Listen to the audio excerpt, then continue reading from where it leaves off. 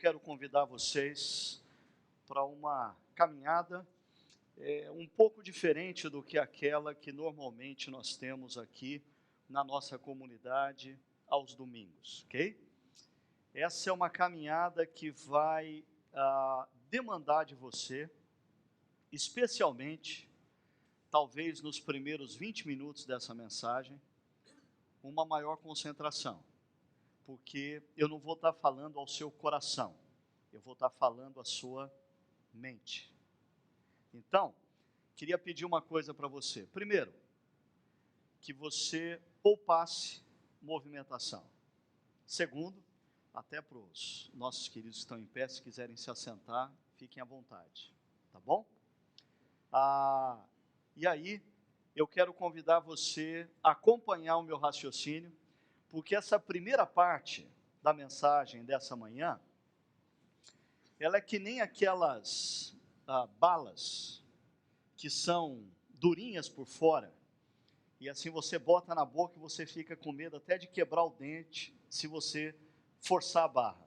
Mas depois de um tempinho, a hora que ela amolece um pouquinho, você consegue quebrar, dentro assim tem um creminho docinho. Então compensa você esperar e ter paciência. Mas os primeiros 20 minutos, ele é um pouquinho mais duro, ok? Então, vem comigo. Nós vamos tratar sobre o caso Jesus.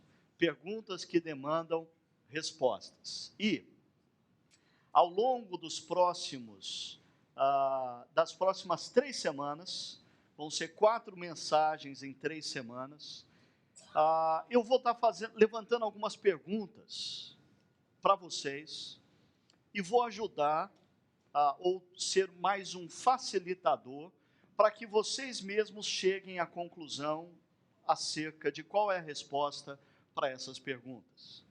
Eu vou aqui usar esse espaço para, de certa maneira, verbalizar algumas dúvidas, algumas incertezas que existem na mente e no coração de muitas pessoas quando o assunto é Jesus.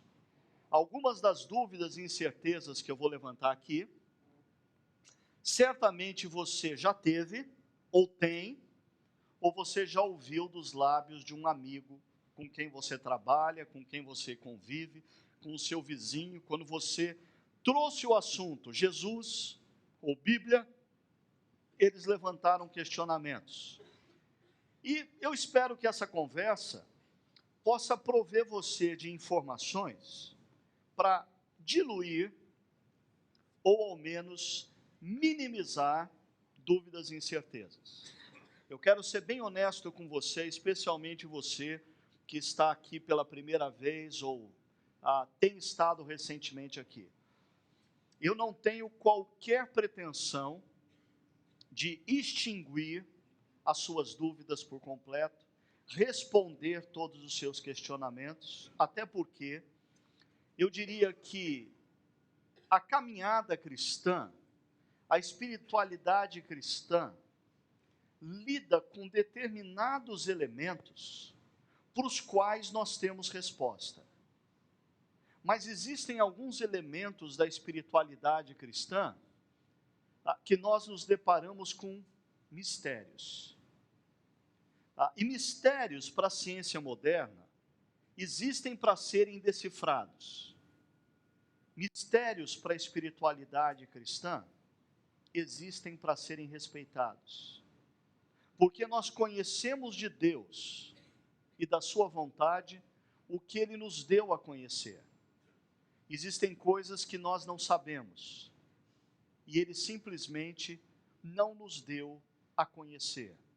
Assim como numa relação com uma pessoa amiga, você não invade a intimidade da pessoa, mas você se limita a conhecer da pessoa o que ela se deu a conhecer. Assim também é a nossa relação com Deus. E eu quero fazer uso de algumas ideias que emergem de um trabalho de um sujeito chamado Lee Strobel. Você pode ter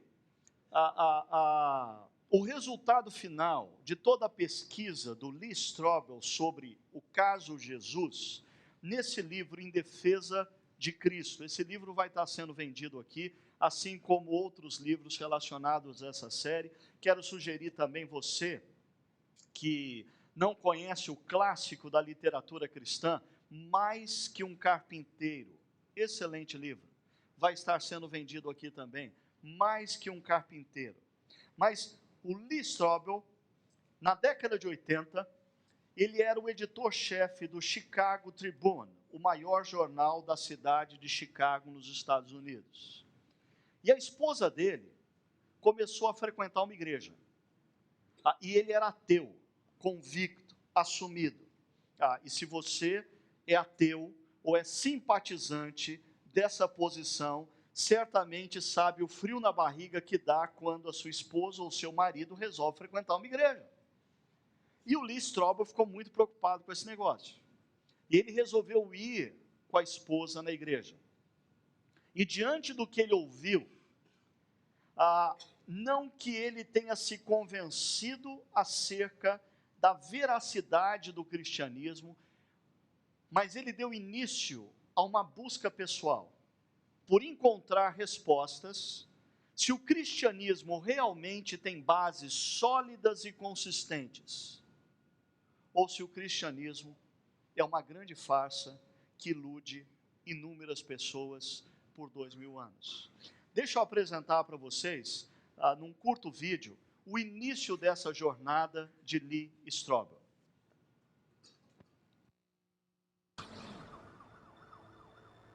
I just thought the idea of an all-powerful, all-loving creator of the universe was just an absurd idea on the surface of it. It wasn't even worth my time to check out. As far as Jesus was concerned, I thought that if he existed, and I wasn't sure whether or not he ever did, he was probably a nice guy, he was probably an excellent teacher, but he certainly wasn't the Messiah, and he certainly wasn't the Son of God.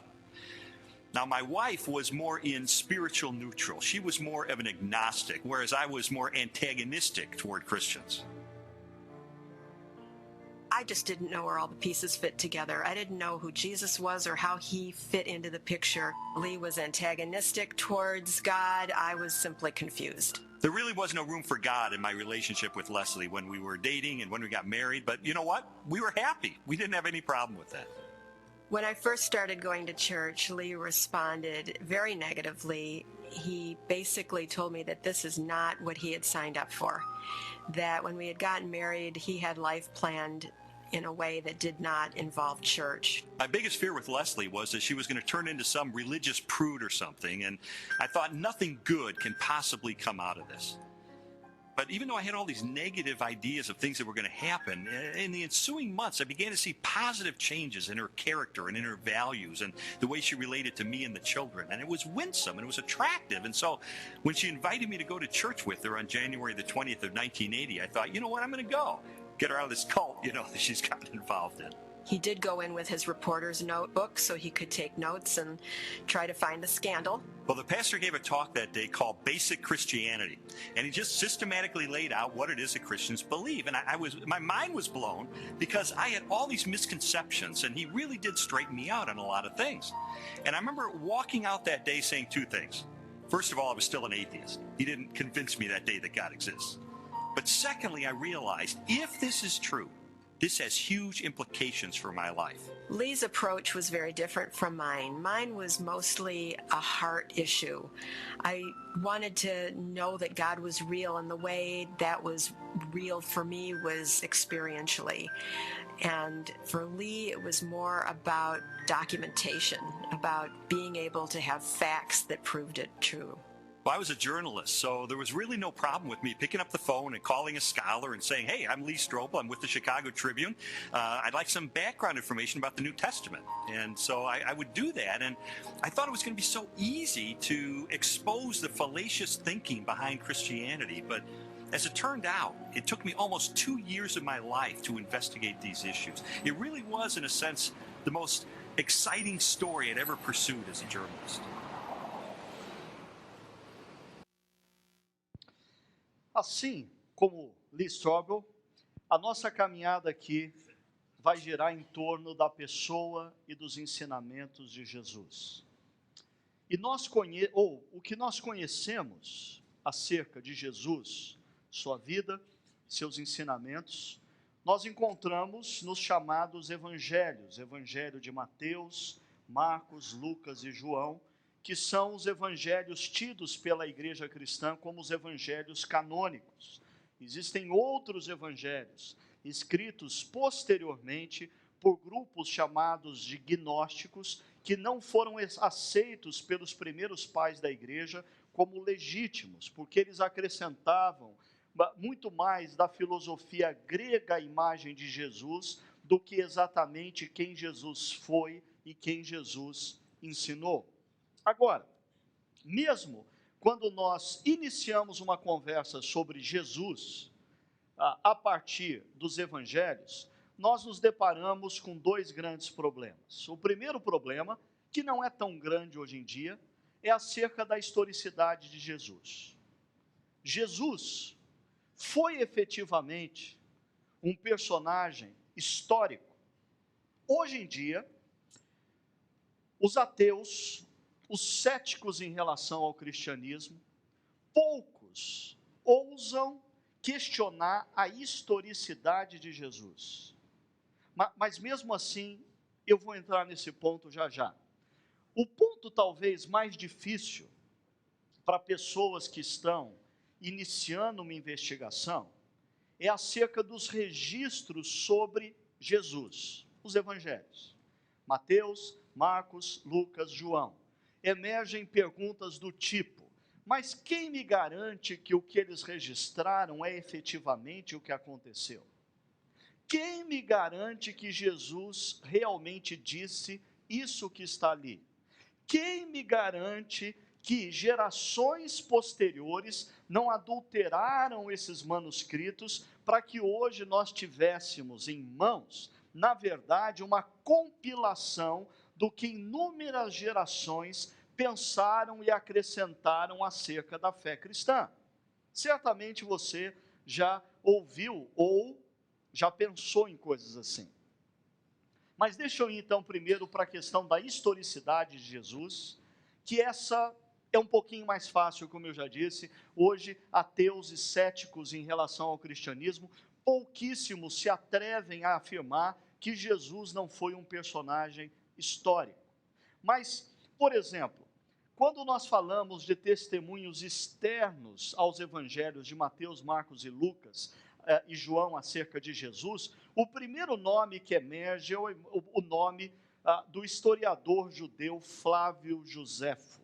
Esse historiador, um tanto quanto polêmico, algumas pessoas não gostam dele, porque, segundo algumas tradições, ele traiu os judeus quando os romanos invadiram Jerusalém no ano 70, ele se vendeu para o imperador para salvar a sua própria vida. No entanto, existe um trecho da obra de Flávio Josefo, questionada pelo filósofo francês Voltaire, que diz que esse trecho foi acrescido pelos cristãos. No entanto, esse trecho que eu estou mostrando para vocês é fruto da tradução de uma versão árabe da história dos judeus, escrito por Flávio Josefo, aonde ele diz o seguinte: nessa época havia um homem sábio chamado Jesus. Seu comportamento era bom, e sabe-se que era uma pessoa de virtudes. Muitos dentre os judeus e de outras nações tornaram-se seus discípulos. Pilatos condenou-o à crucificação e à morte, e aqueles que haviam sido seus discípulos não deixaram de segui-lo. Eles relataram que lhes havia aparecido 3 dias depois da crucificação e que ele estava vivo. E agora sim, vem um trecho que bem possivelmente, vindo de um judeu, é questionável, e a gente pode achar que foi até uma interpolação de alguém posterior, quando diz: talvez ele fosse o Messias, sobre o qual os profetas relatavam maravilhas. Pode ser questionável o parecer de Flávio Josefo sobre Jesus, Mas não é questionável a afirmação de um historiador acerca da existência de um homem na Palestina chamado Jesus, que teve vários seguidores e que foi crucificado a mando de Pôncio Pilatos. Certamente, essa informação jamais sairia na Folha de Roma do Império Romano, porque o que acontecia na periferia do mundo pouco importava para o Império Romano. A Galiléia era a periferia de Israel, que era a periferia do Império Romano. E o ministério de Jesus se dá na Galiléia. No entanto, para um historiador judeu, o que aconteceu interessava. Mas nós não temos só o testemunho de Flávio Josefo. Quando nós pegamos as obras romanas, você vai encontrar em Cornélio Tácito, que foi um historiador romano, ele escreve falando acerca do incêndio de Roma, atribuído por alguns a Nero, mas quando Nero percebe que a coisa vai ficar feia para ele, uma das coisas que Nero faz é atribuir aos cristãos. E Cornélio Tácito registra isso, que os cristãos foram acusados por Nero como os causadores do incêndio. E aí, para explicar o termo cristão, Cornélio Tácito, na sua obra, diz o seguinte: o autor desse seu nome foi Cristo, que no governo de Tibério foi condenado ao último suplício pelo procurador Pôncio Pilatos. A sua perniciosa superstição, e é interessante porque quando historiadores estudam a veracidade de determinados documentos, eles prestam atenção a determinados detalhes. Por exemplo, se algum cristão tivesse adulterado esse documento para colocar nos lábios de Cornélio Tácito algo acerca de Jesus, jamais teria chamado o cristianismo de perniciosa superstição. Mas ele diz, a sua perniciosa superstição, que até ali tinha estado reprimida, já tornava a alastrar-se não só por toda a Judéia, origem deste mal, mas até mesmo dentro de Roma. Ainda nos escritos romanos, nós podemos encontrar uma carta muito interessante do governador Plínio, o jovem, ou Plínio, o moço, porque o pai dele também era Plínio e também era político no Império Romano, então ele era chamado de Plínio, o jovem, que era governador da Bitínia e parte da região que hoje é Turquia, aonde as igrejas foram dispersas, aonde as 7 igrejas do Apocalipse sofreram perseguições. E aí Plínio está preocupado com uma coisa. Ele está lidando com os cristãos, e ele está questionando cristãos, ele está punindo cristãos, ele está matando cristãos. Mas ele está meio incerto se ele está batendo com a dose certa. E ele escreve então para o imperador Trajano, uma carta que nós temos até hoje. Ele escreve para o imperador Trajano, perguntando se a maneira como ele está agindo, de fato é apropriada. E num trecho dessa carta, ele diz assim: aqueles que negaram ser ou ter sido cristãos, que repetiram comigo uma invocação aos deuses e praticaram os ritos religiosos com vinho e incenso perante a vossa estátua do imperador Trajano, e finalmente amaldiçoaram o nome de Cristo, abre parênteses, o que não se pode arrancar de nenhum verdadeiro cristão. Julguei acertado ao absorver. É um relato de é um documento oficial trocado por um governador do Império Romano no século I com o próprio imperador romano. Muitos outros, talvez, documentos pudessem ser citados, mas o nosso tempo não propicia isso. E muitos outros documentos acerca da historicidade de Jesus certamente se perderam por algumas razões, principalmente duas. Como eu falei, Jesus desenvolve o seu ministério na periferia da periferia da periferia do mundo de então. Logo, registros e documentos da periferia da periferia da periferia da periferia do mundo de então não eram guardados com tamanha importância. Quando o cristianismo se torna importante no Império Romano, já se passaram 3 séculos. E o cristianismo nos primeiros 2 séculos é perseguido, cristãos são mortos, documentos são destruídos, e até mesmo a versão judaica da perspectiva de quem foi Jesus, certamente foi destruído grande parte desse material quando da invasão do Império Romano a Jerusalém no ano 70, quando tudo foi destruído. Agora, falando então um pouquinho sobre a confiabilidade dos registros. Quando você lê os evangelhos, primeiro, você se depara com registros de pessoas que ou alegam terem sido testemunhas oculares dos fatos, ou elas alegam que elas pesquisaram exaustivamente com pessoas que foram testemunhas oculares dos fatos. Nós precisamos parar e pensar o seguinte: esses 4 evangelhos que nós temos como canônicos, todos eles foram escritos ainda no primeiro século. Todos eles certamente foram lidos por comunidades cristãs que ainda tinham vivas entre as pessoas, pessoas que foram testemunhas oculares desses eventos ou ouviram em primeira mão de alguém que foi testemunha ocular determinadas histórias e ensinamentos.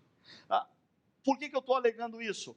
Porque certamente, se esses registros eles não fossem confiáveis, a própria comunidade que lia e escutava reagiria, porque parte integrante do processo como os evangelhos são escritos envolve o que nós chamamos de tradição oral, que para nós no século 21, que estamos acostumados com, por exemplo, documentos digitais, gravações de áudio, gravações de vídeo, transmissão via satélite, ao vivo, no mesmo instante. Quando a gente escuta falar de tradição oral, a gente se arrepia, a gente tem frio na barriga, a gente acha que esse negócio não é confiável. Olha, a gente se engana grandemente, pelo seguinte: você é capaz de me dizer uma notícia que ocupou a primeira página dos jornais há uma semana atrás? Ok, difícil. Você poderia me dizer uma notícia que chamou a sua atenção e te impactou na última sexta-feira? É interessante como... você se lembra qual foi o tema da pregação de domingo passado?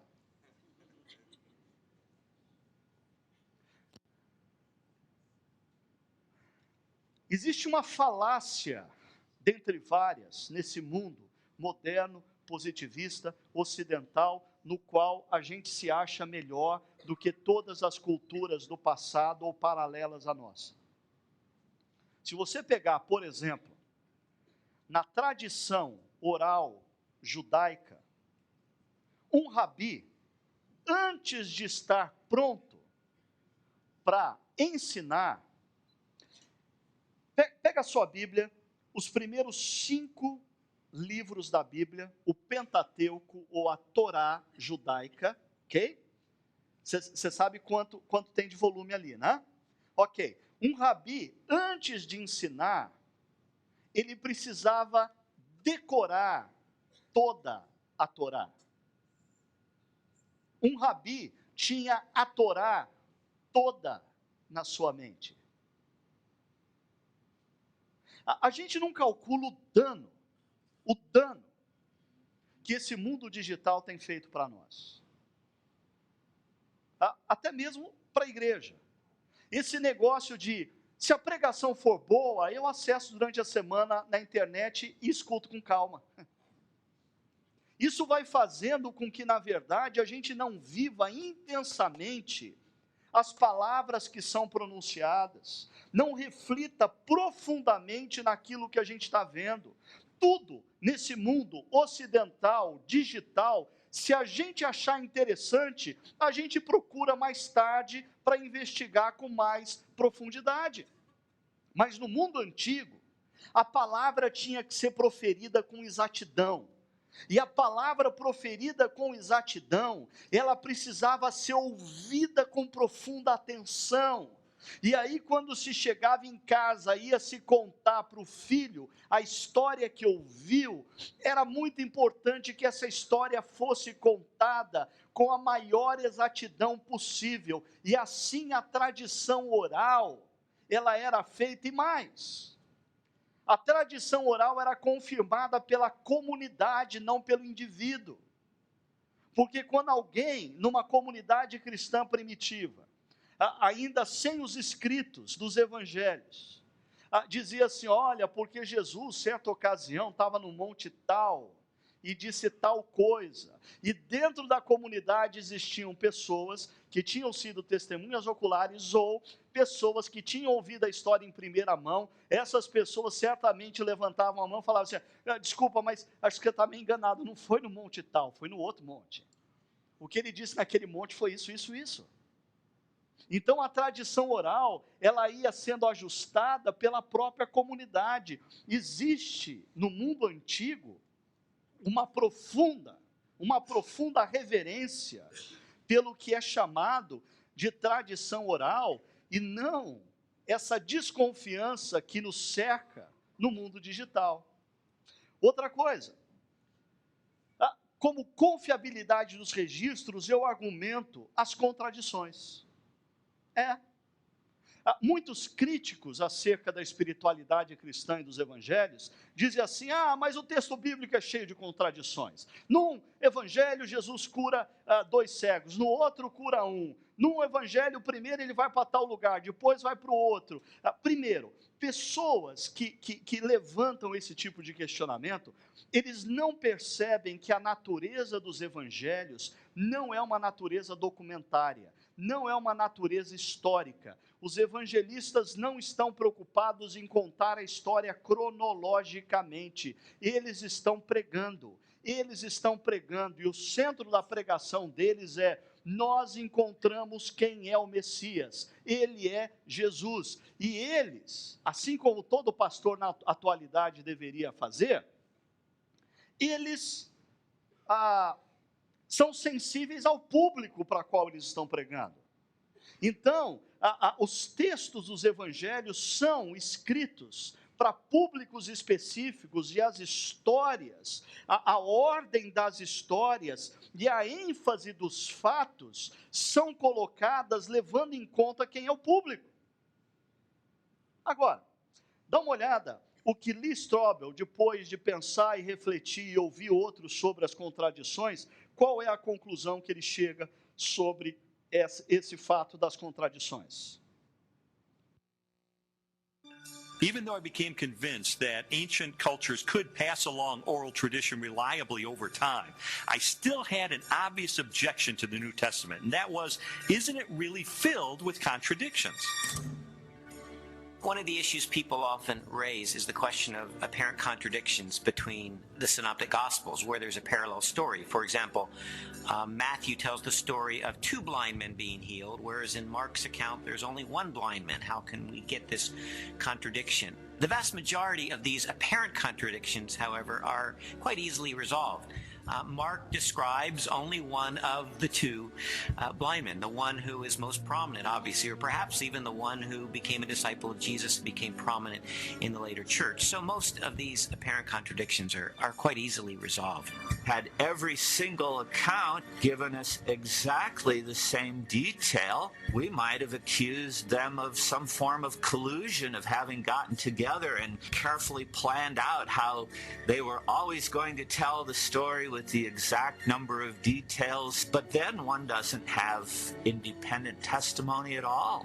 It's natural when you have multiple eyewitnesses to the same event. You're going to get different perspectives, and that's okay. You want that. What you're looking for is a core to the testimony that's the same, that's consistent, even though there may be some variation in the incidental details.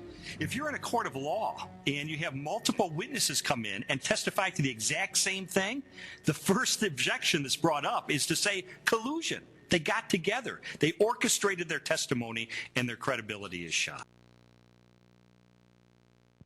Eu acho incrível essa conclusão final do Lee Strobel, e os advogados aqui presentes certamente concordam com a conclusão dele, porque se você está no tribunal e estão testemunhando 4, 5, 6 pessoas, testemunhas diferentes, que viram uma cena em perspectivas diferentes, em situações diferentes, e nem todas essas pessoas se conhecem, de repente, elas relatam o mesmo evento em detalhes, você desconfia. Eles combinaram.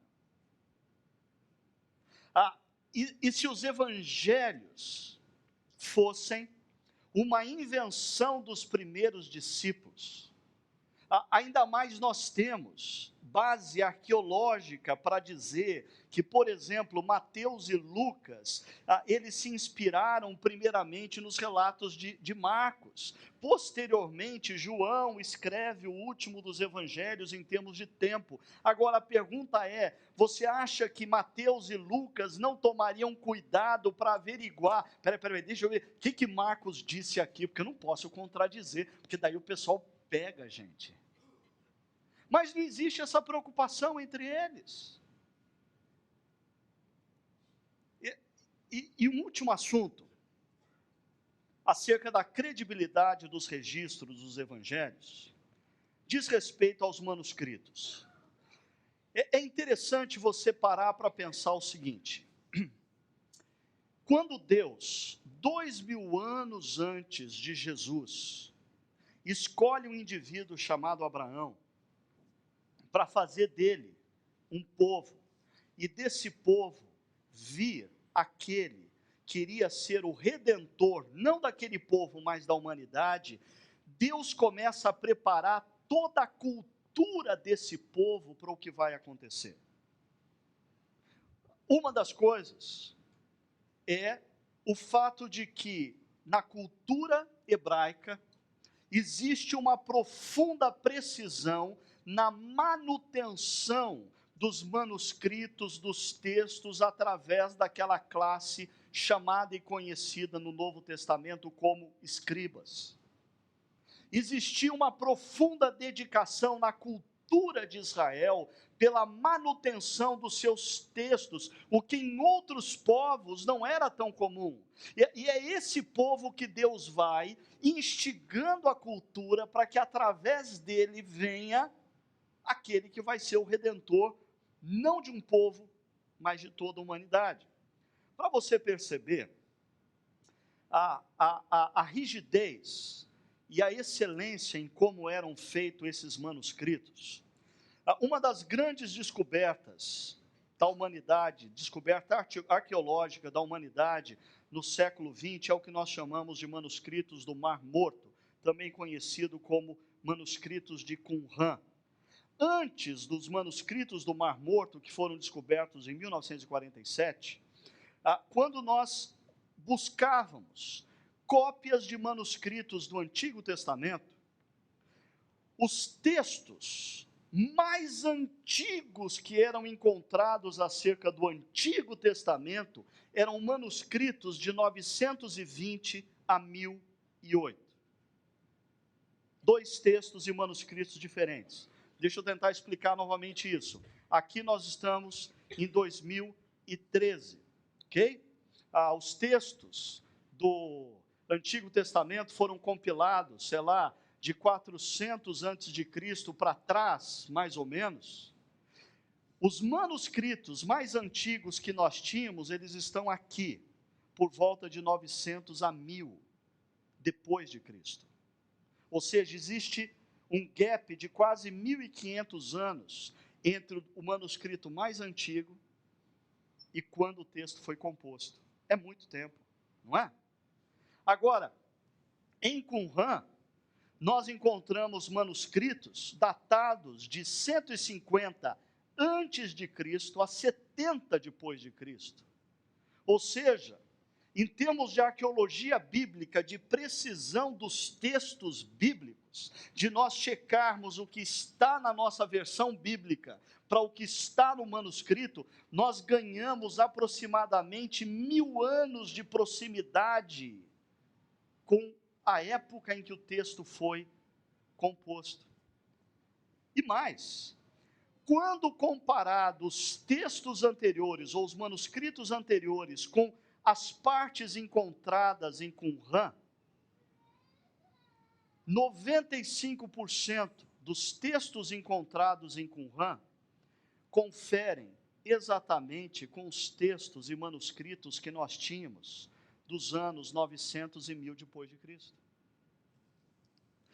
E não a totalidade, mas grande parte dos 5% divergente tem a ver com erros de escrita e variações ortográficas. Existem sim alguns textos, algumas variações que não são erros de escrita e variações ortográficas. No entanto, boa parte desses 5% se refere a isso. Agora, para você perceber, quando nós falamos, esse argumento é só para você perceber a seriedade com a qual os manuscritos bíblicos eram tratados e a confiabilidade no processo de copiar. 1000 anos depois, você tem 95% do texto ainda exato, igualzinho. Agora, quando a gente pega e a gente faz a comparação dos textos ou manuscritos do Novo Testamento com textos e manuscritos antigos, e a gente pergunta, qual foi o ano da composição desse texto? E qual é a cópia mais antiga que se tem desse texto? Deixa eu mostrar para você uma coisa. Eurípides e Aristóteles, filósofos gregos, o texto deles foi composto num determinado momento, e o manuscrito mais antigo que nós temos, ou seja, cópia que nós temos em mãos, é de 1600 anos depois que o texto foi composto. Ainda, você pega Sófanes e Aristófanes, eles falaram, escreveram algumas coisas, aí foi copiado, nós temos uma cópia do que eles falaram. Quanto tempo depois? 1400 anos depois. Platão, 1300 anos depois. E Platão tem um outro caso interessante. Nós temos aproximadamente 25 mil manuscritos da totalidade ou de partes do Novo Testamento. Vou repetir, 25 mil manuscritos. Você sabe quantos manuscritos nós temos de Platão? 7.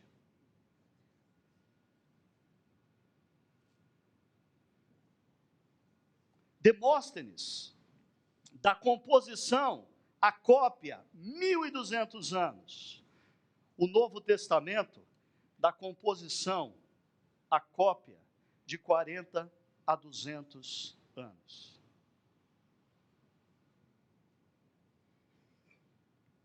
Você percebe que, eu não vou entrar aqui no mérito acadêmico, teológico, da discussão mais profunda desse tema.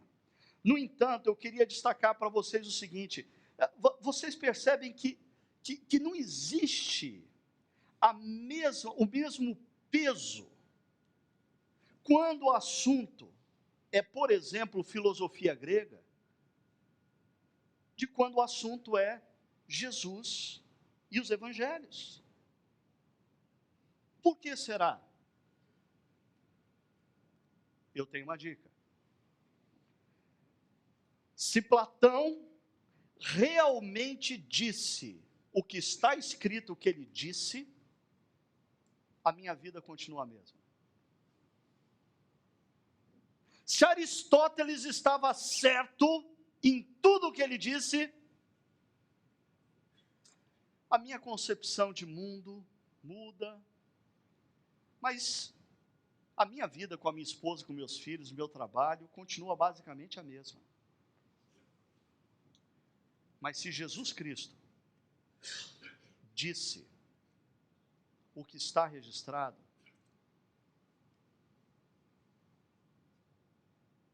não vai dar mais para você continuar do mesmo jeito. Porque se Jesus Cristo de fato é quem ele disse ser nos evangelhos, alguns de nós aqui estamos fritos. Na nossa arrogância e soberba em lidar com Jesus. Por isso, dito isso, espero que a parte durinha da bala tenha quebrado e agora vem a parte mais docinha. Afinal de contas, quem era Jesus? Para a gente responder essa pergunta, eu queria convidar você a participar de uma espécie de tribunal. A gente vai transformar esse lugar aqui num tribunal imaginário. E vocês são o júri. Vocês vão responder a pergunta, então, afinal de contas, quem é Jesus? E para ajudar vocês a chegarem a uma conclusão, eu queria convidar 3 grupos de testemunhas. O primeiro grupo de testemunha é formado por líderes religiosos da época. Pessoas que conhecem da teologia judaica e que conheciam os textos do Antigo Testamento e que viram e ouviram Jesus. O que eles dizem acerca de Jesus? Um outro grupo que eu quero convidar é o grupo dos discípulos, porque afinal de contas, os discípulos, eles não eram grandes teólogos, eles eram homens simples, pescadores, agricultores, camponeses, alguns vinculados a movimentos políticos da época, mas na sua grande maioria eram pessoas simples. No entanto, eles viram de perto Jesus mais do que os próprios líderes religiosos. Eles viram Jesus falando para uma multidão de 5.000, mas eles viram Jesus também sentado em torno de uma fogueira, batendo papo, dando risada com os discípulos, contando piada e assim por diante. Eles viram Jesus de perto, eles conviveram com Jesus de perto. E, se vocês me permitirem, já que a gente está falando dele, e o nome dele foi citado, os advogados, eu acho que vão concordar comigo, que nós precisamos dar direito a Jesus também, dizer quem ele acha que ele é. Porque afinal de contas a gente está citando o nome dele o tempo todo e não vai dar oportunidade para ele dizer quem ele é. Então vamos para o primeiro grupo de testemunhas. Os líderes religiosos.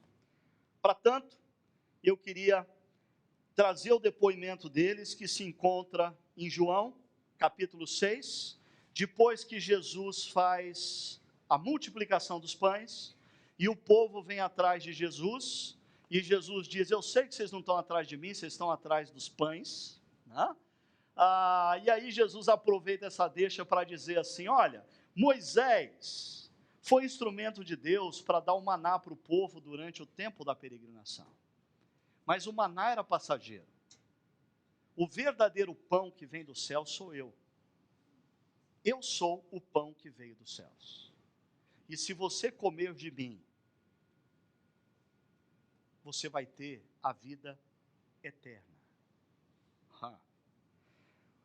Com isso, os judeus começaram a criticar Jesus porque dissera, eu sou o pão que desceu do céu.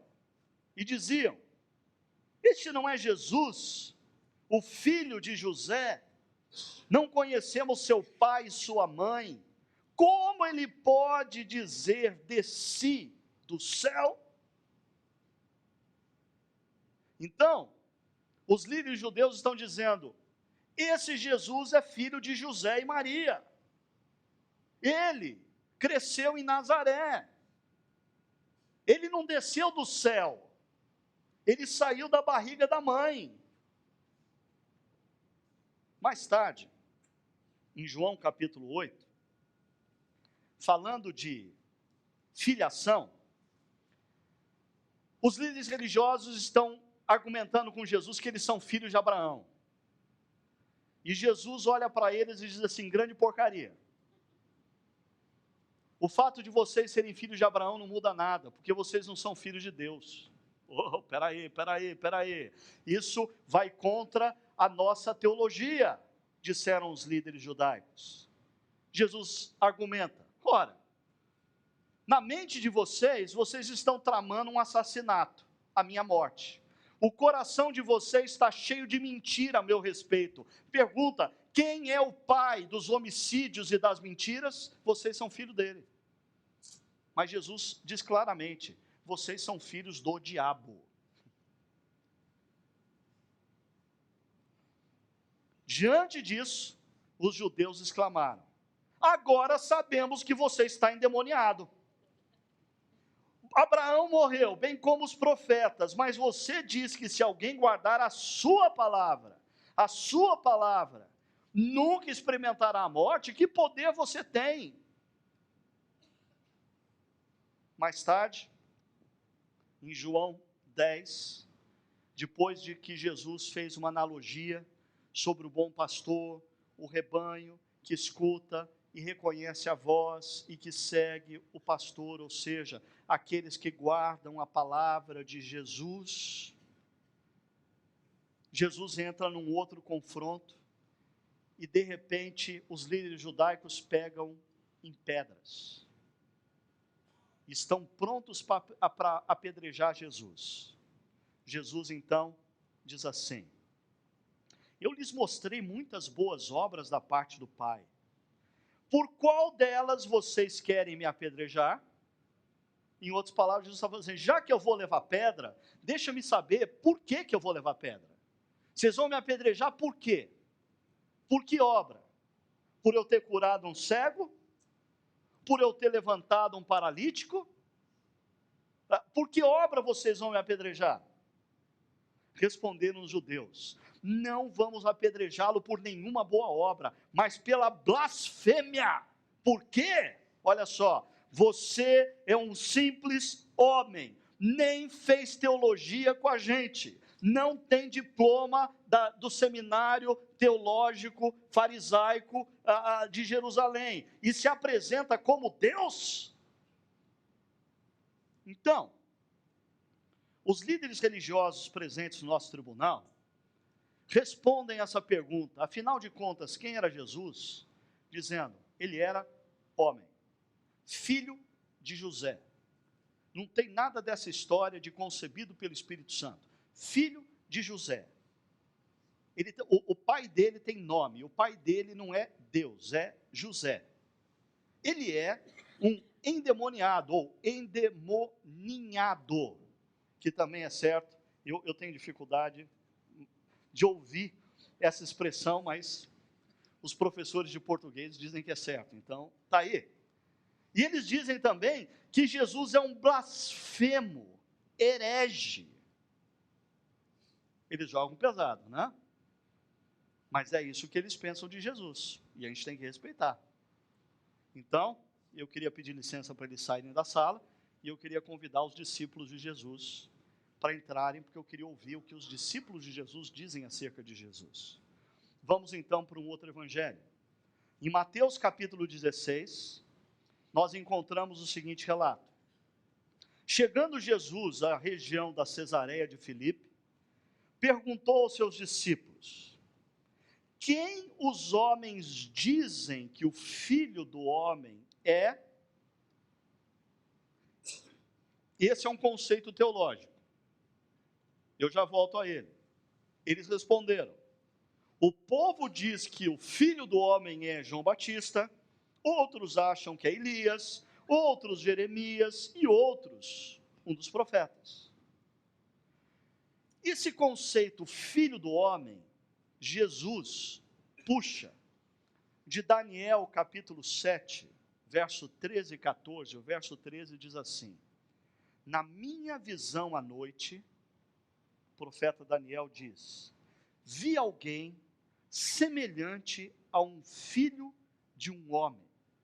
Ele tinha aparência de filho de um homem. Ele não era anjo, ele tinha aparência de homem. Vindo com as nuvens dos céus, ele está descendo do céu sobre as nuvens. A ele foram dados autoridade, glória e reino. Todos os povos, nações e homens de todas as línguas o adoraram. Reconheceram que ele não é um homem, ele tem aparência de homem, mas ele é o próprio Deus, o enviado, o ungido, o Messias, o Cristo. Seu domínio é um domínio eterno que não acabará, e seu reino jamais será destruído. Volto à pergunta. Jesus disse aos seus discípulos: quem os homens dizem que o Filho do Homem, essa pessoa de Daniel 7, 13 e 14, é? Depois deles falarem, uns acham que é João Batista, outros Elias, outros Jeremias, outros profetas, Jesus diz: e vocês? Perguntou ele. Perceba a formulação da frase de Jesus. Quem vocês dizem que eu sou?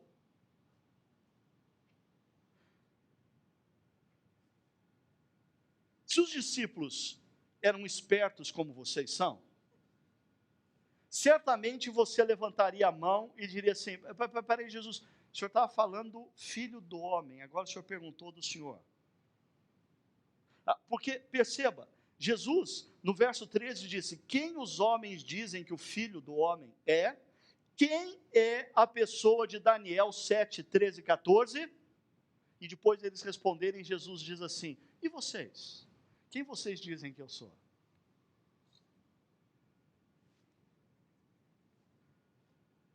Pedro não tem vantagem nenhuma na resposta que deu, estava na cara, Jesus deu a dica. Jesus deu a dica. Simão Pedro respondeu: tu és o Cristo.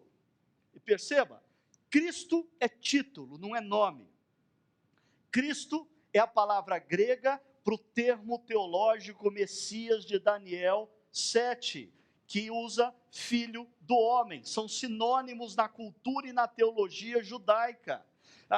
Pedro está dizendo: tu és o Cristo, tu és o Messias, o Filho do Deus vivo. Assim, para aqueles homens que seguiam Jesus, de manhã à tarde à noite, aqueles homens que tomaram café com Jesus de manhã, almoçaram com Jesus no McDonald's de Cafarnaum, tomaram café no France Café de Betânia, aqueles homens que viveram com Jesus durante 3 anos. A resposta deles a essa pergunta é: ele é o Cristo, ele é o Messias, ele é o Filho de Deus. E se nos corredores do tribunal você pudesse chamar algum deles assim, falar no pé da orelha: você tem certeza disso? Alguns deles diriam assim: você tem dúvida porque você não viu o que eu vi. Você tem dúvida porque você não ouviu o que eu ouvi. Quando ele falava, o nosso coração esquentava. Ele mandava aleijados levantarem, e eles levantavam e saíam andando. Ele tocava os olhos de cegos e os cegos voltavam a ver. Se você tivesse visto e ouvido o que eu vi e o que eu vi, você não teria dúvida. Esse é o testemunho dos discípulos. Mas vamos deixar Jesus falar dele mesmo. Diz o relato de Marcos capítulo 14, que Jesus, depois de ser preso, é levado ao Sinédrio. E diz assim o texto: e levantando-se o sumo sacerdote do Sinédrio, perguntou a Jesus, dizendo: Nada respondes? Que testificam estes contra ti? Mas ele calou-se e nada respondeu. O sumo sacerdote lhe tornou a perguntar e disse-lhe: És tu o Cristo, filho do Deus bendito? Mas ele calou-se.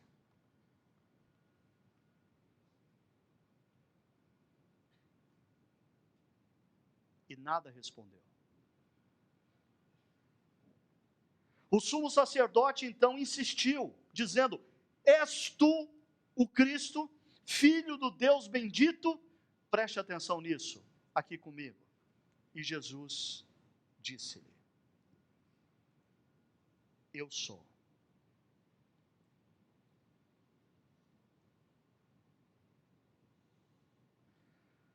E vereis o Filho do Homem assentado à direita do poder de Deus e vindo sobre as nuvens do céu. Daniel 7, 13 e 14. Diante disso, o sumo sacerdote, rasgando as suas vestes, disse: Por que necessitamos de mais testemunhas? Vós ouvistes a blasfêmia, que vos parece? E todos o consideraram culpado de morte. Por quê?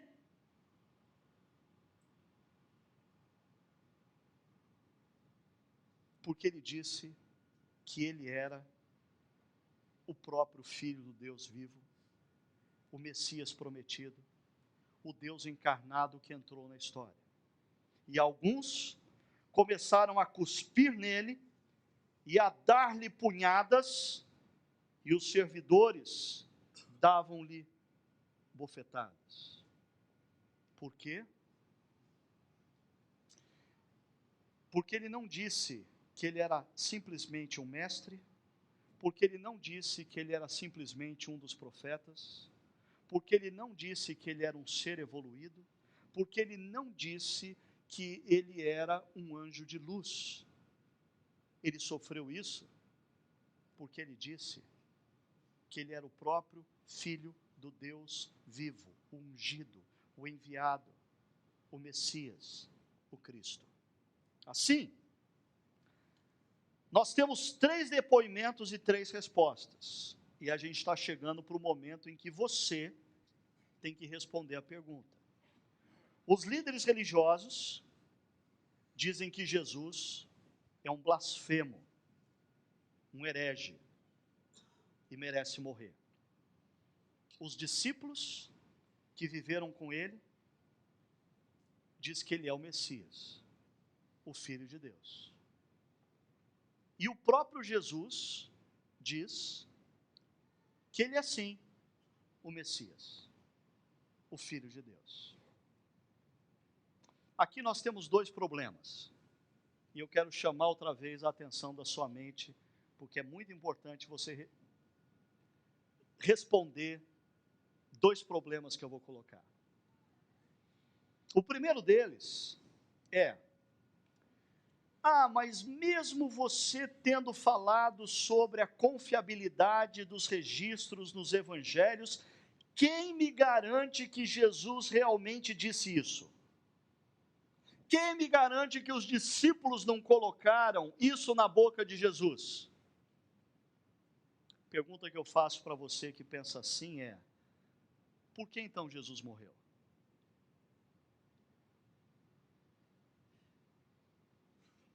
Por que ele foi condenado?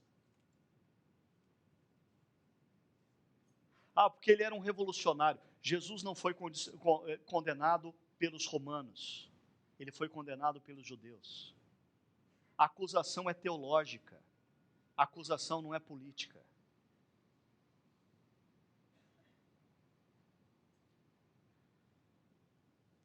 Segunda pergunta. Ok. Eu vou entrar na sua. Os discípulos inventaram essa história. Eles criaram esse negócio que Jesus disse ser o próprio Deus. Pergunta: por que eles morreram por causa de uma mentira?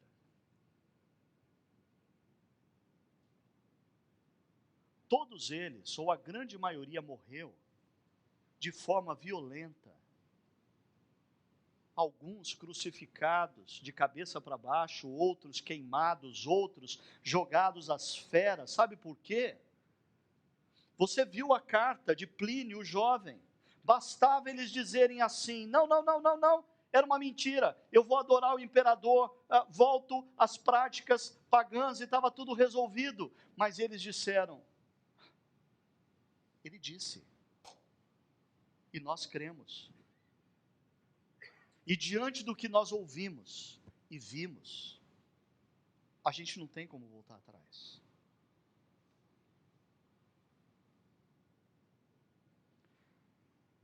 Olhando para esse quadro, uma última questão para você. Porque existem pessoas que têm uma relação com Jesus, mais ou menos assim: Jesus? Eu gosto de Jesus. Eu gosto. Eu leio assim todo dia as palavras de Jesus. Eu adoro as bem-aventuranças. É tão bonito o que Jesus fala. Quem foi Jesus para você? Jesus foi um sábio. Jesus foi um bom homem. Jesus foi um exemplo a ser seguido. Por favor, você tem que sair daqui hoje consciente de uma coisa. A única coisa que Jesus não pode ter sido, em hipótese nenhuma, é um bom homem, um sábio, um exemplo a ser seguido. Sabe por quê? Porque ele disse ser o próprio Deus. E meu amigo e minha amiga, se ele disse ser o próprio Deus, de duas uma: ou ele foi o maior charlatão que já passou na história da humanidade e os líderes religiosos estavam certos. Ele foi um blasfemo, ele foi um herege. Ou ele de fato é Deus. E aí, toda a estrutura da sua vida vai desabar. Porque se ele é quem ele disse ser, a pergunta é: como você está lidando com essa verdade? Na sua vida, na sua mente, no seu coração, nas suas atitudes, nas suas palavras, quem de fato é Jesus para você? Enquanto você pensa, deixa eu mostrar a parte final da jornada do Lee Strobel e as implicações na vida dele, na conclusão que ele chegou. Preste atenção.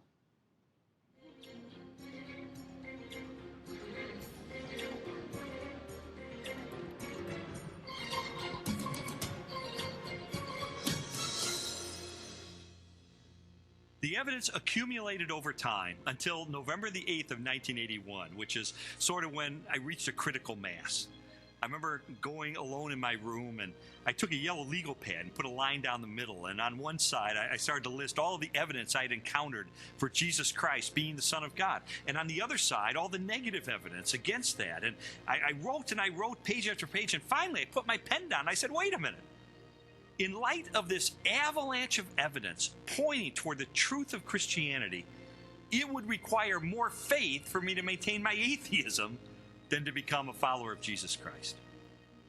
And so that's the moment that I decided, consistent with the evidence, the most logical, the most rational step I could take was a step of faith in the same direction the evidence was pointing, and put my trust in Jesus. And after I did that, I thought, maybe Leslie would like to hear about this. I thought it was too good to be true. My heart was pounding. I was in tears. I was so excited. I just threw my arms around him and kissed him and hugged him and told him how I'd been praying and how lots of people had been praying that this day would come. She threw her arms around me and she said, "You hard-hearted son of a Baptist," she said, "I've been telling you this for 2 years. I mean, come on."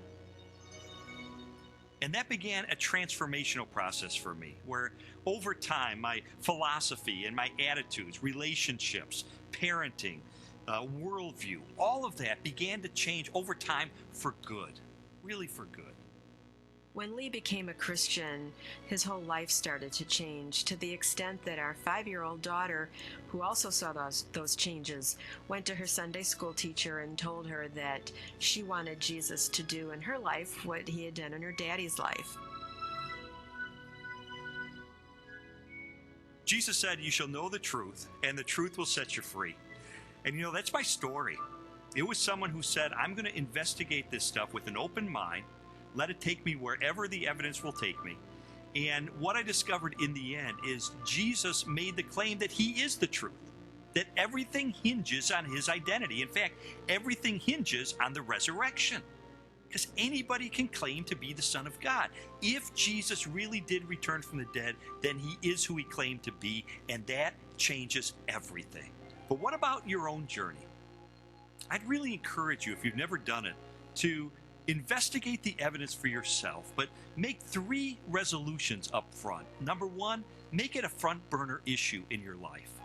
Number 2, resolve to have an open mind, to go wherever the evidence takes you, even if it takes you to the very uncomfortable conclusion that Jesus is who he claimed to be.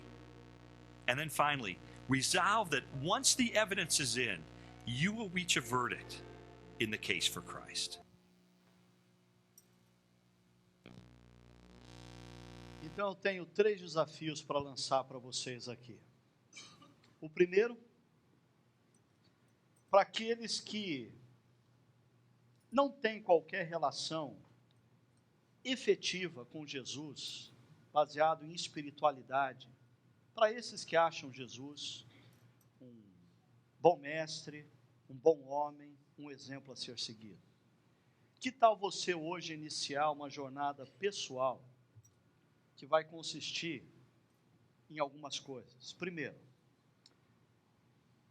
você vai assistir essa série até o final. Segundo, você vai começar a ler um dos evangelhos. Terceiro, você vai fazer uma oração.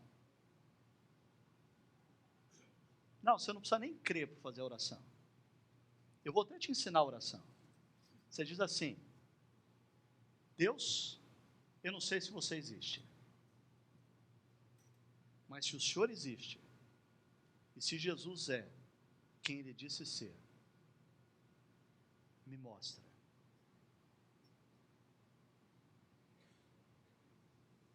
Nós nos encontramos daqui a alguns meses no batismo. Se você for honesto em fazer isso. Segundo, tome hoje uma decisão acerca de Jesus. Talvez você não precise iniciar uma jornada, porque você já tem vindo nessa jornada.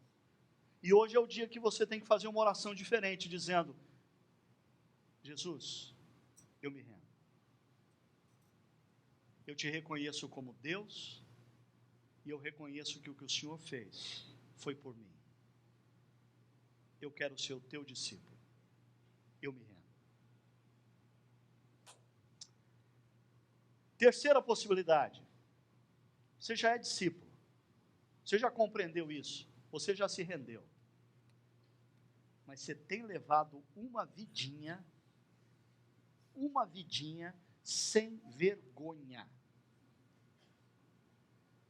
E está na hora de você reconhecer que Jesus não é um mestre para a sua espiritualidade. Jesus é o próprio Deus que entrou na história para te resgatar. E você tem que tomar uma nova postura para com Ele, reconhecendo que Ele é o Rei da Glória, Ele é o Rei dos Reis. Ele veio ao seu encontro para te comprar, para te resgatar, para que você viva a partir de agora no contexto da sua família, no contexto da sua escola, do seu trabalho, onde quer que você se encontre, você viva efetivamente